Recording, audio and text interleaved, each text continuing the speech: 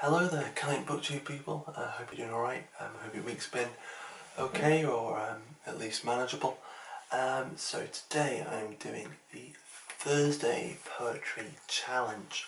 So to give you some context, in case you don't know or didn't see, last week Brian over at Bookish, he put up a video, his Thursday Poetry Challenge, in which he read Trout by Seamus Heaney and just spoke a little about why he liked that poem.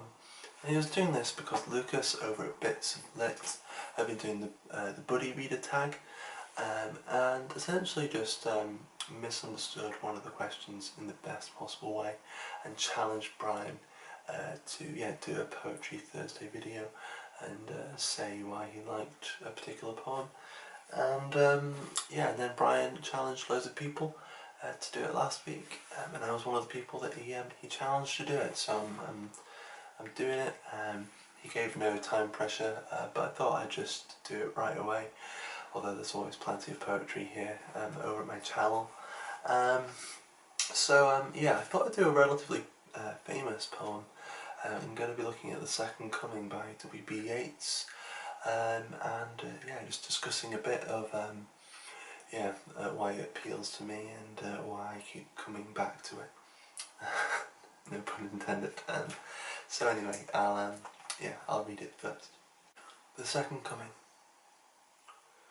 Turning and turning in the widening gyre, the falcon cannot hear the falconer. Things fall apart, the centre cannot hold, mere anarchy is loosed upon the world. The blood-dimmed tide is loosed, and everywhere the ceremony of innocence is drowned.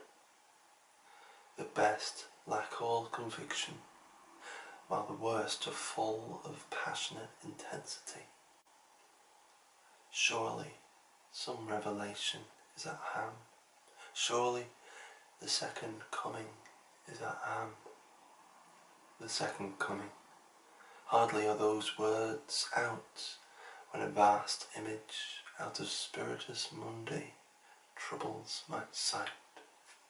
Somewhere in sands of the desert, a shape with lion body and the head of a man, a gaze blank and pitiless as the sun is moving its slow thighs, while all about it reel shadows of the indignant desert birds.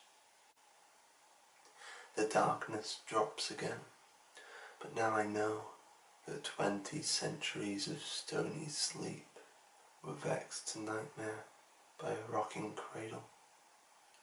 And what rough beast, its hour come round at last, slouches towards Bethlehem to be born.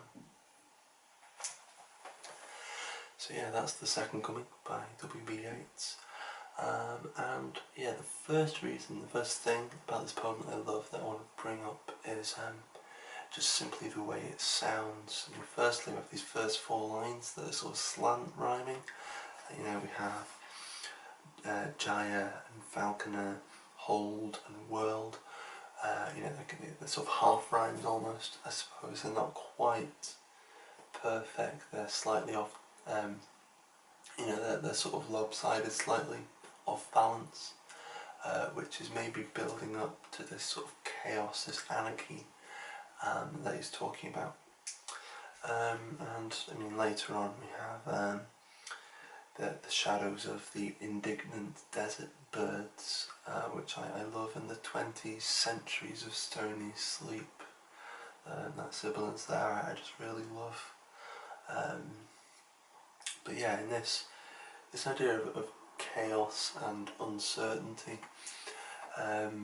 is interesting, and I've heard a lot of people talking about how that this poem is a kind of comfort to them in some ways, particularly when in times of uncertainty, if things feel chaotic, which I can kind of understand. I never really completely got it, but I understood it a little bit a little bit more back in January when over in Washington DC, the Capitol riots, the storming of the Capitol was going on, and yeah, I mean it just felt like something out of this poem, and when I was wasn't really sleeping, and the two lines from this poem, the best lack all conviction, while the worst full of passionate intensity.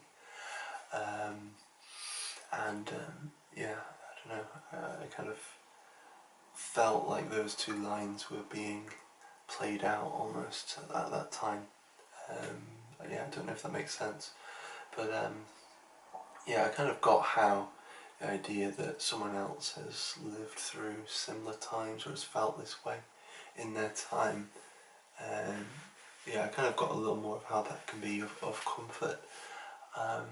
But I suppose the main reason I come back to this poem is because of its, just its imagery and the way that it's so evasive, so elusive when it comes to interpretation and to pinning it down. There's a great lecture on Yeats, well there's a series of lectures. I'll link one of them down below, the one in which the Second Coming is being discussed. Yeah, it's a Yale University lecture. It's Langdon Hammer who's talking about it, and how, yeah, I suppose for Yeats all this occult imagery is essentially an aesthetic for him to pin onto certain individual psychologies and certain historical events, and maybe what is so disturbing about this poem, or intriguing, because I suppose those two things are kind of a double-edged coin sometimes, is how he doesn't really tell us what he's pinning this imagery to. He doesn't really tell us what this widening gyre is, what this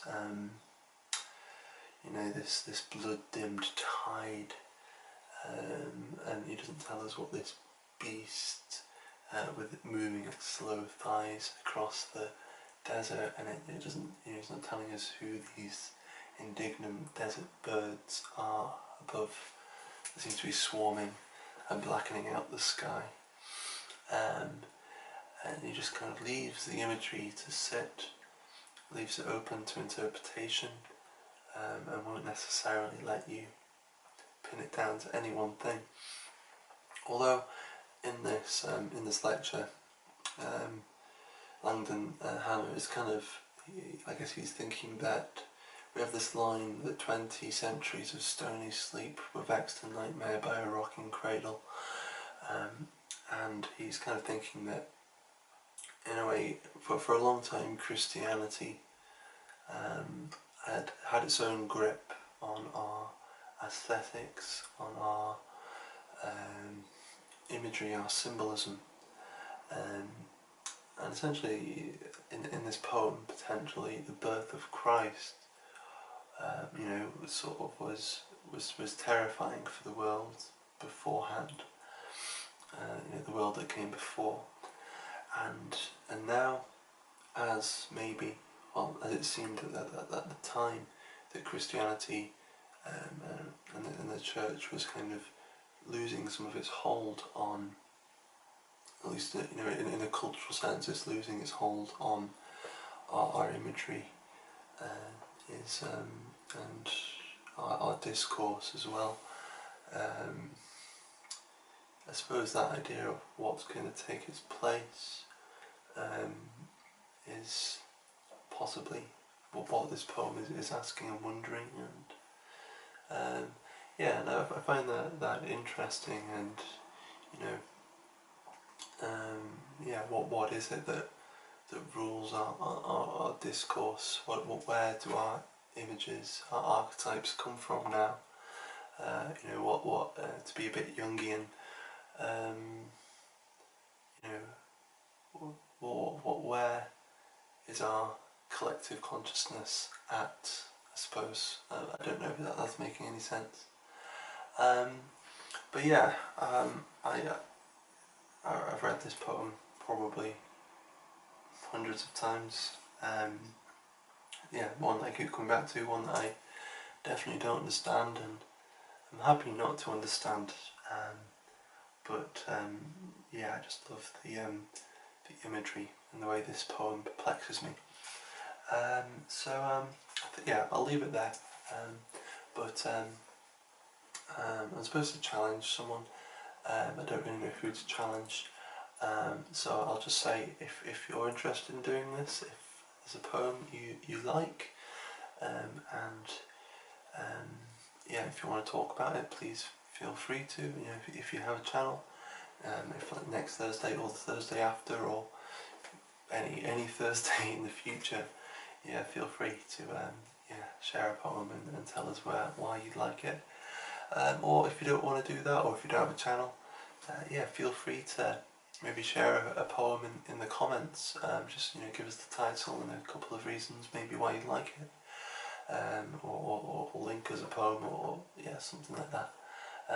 But yeah, I'd love to see other people's responses to this challenge. But yeah, for now that's all. I'll be back probably with more poetry before too long. There's always plenty of poetry here, I suppose. Maybe I have a problem, I don't know. But yeah, I'll see you all soon. Hope you're doing well. I hope you have a great weekend. Alright, bye bye.